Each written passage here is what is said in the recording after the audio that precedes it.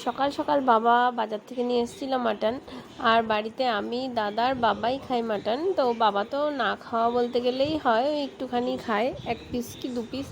তো সেজন্যে দাদা বললো চল দুজনেই বিরিয়ানি ভালো খাই, তো তুই বিরিয়ানি বানা। তো সেই মতো সব কিছু একা একাই রেডি করলাম, কারণ বাড়িতে বৌদিও নেই আর মা আর বৌদি খায় না মাটন। তো এই দেখো, প্রথমে বিরিয়ানির মেইন যে ব্যাপারটা, দুধটা রেডি করে নিলাম। গরুর দুধের সাথে জাফরান আর আমি কী দিই বলো তো, বিরিয়ানি মশলা মিক্সড করি, একটা এলাচ গুঁড়ো করে দিই, আর কেওড়ার জল, আর মিষ্টি আতর থাকলে মিষ্টি আতর দিই, আর লবণ, চিনি আর একটু গোলমরিচের গুঁড়ো, এটা দিয়ে আমি দুধটা রেডি করে নিই। এই যে আমার দুধটা পুরো রেডি, গরম দুধ। তো সেটা রেখে দিলাম, আর এদিকে বেরেস্তা করতে লেগে গেলাম। আর বিরিয়ানির মেইন দুটো উপকরণ হলো দুধটা আর এই বেরেস্তাটা।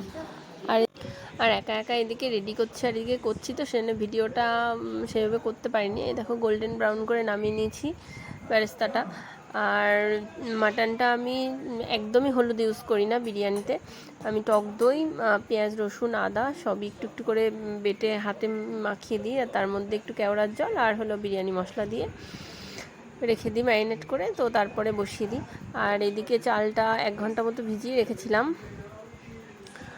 আর জলটা পুরো ফুটতে শুরু করেছে, তারপরে আমি চালটা দিয়ে দেবো। আর দেখো কি সুন্দর বেরেস্তাটা রেডি হয়েছে। এটা কিন্তু একটা মেইন, বেরেস্তাটা যত সুন্দর হবে মাংসর টেস্টটা কিন্তু ততটাই সুন্দর হবে।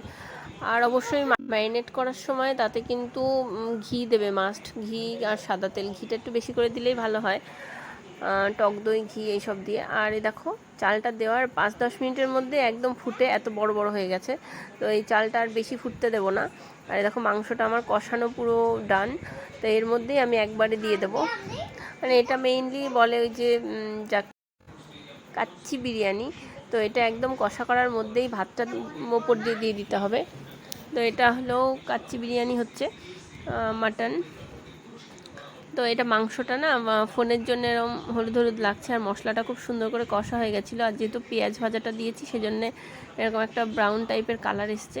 আর এই দেখো 70% ভাতটা হয়েছে, তো 70 থেকে 80% হলেই ভাত এরকম জল শুদ্ধ দিয়ে দিতে হবে, কারণ মাংসটাও আর একটু বয়েল হবে, নাহলে কী হবে বলো তো, মাংসর তলা লেগে যাবে। তো এরকম করে দিয়ে আমি একটা বড় হাঁড়ির মধ্যে দমে বসিয়ে দিয়েছিলাম, ওপর দিয়ে দুধটা দিয়ে দিয়েছি আর ওই বেরেস্তাটা। তো এই দেখো, আর ওপর দিয়ে একটু বিরিয়ানি মশলা দিয়ে দেবে, ঘি দিয়ে দেবে, যার যেরকম খুশি, বিরিয়ানিটা মানে যার যেরকম মশলা পছন্দ সেইভাবে করলেই ভালো হয়।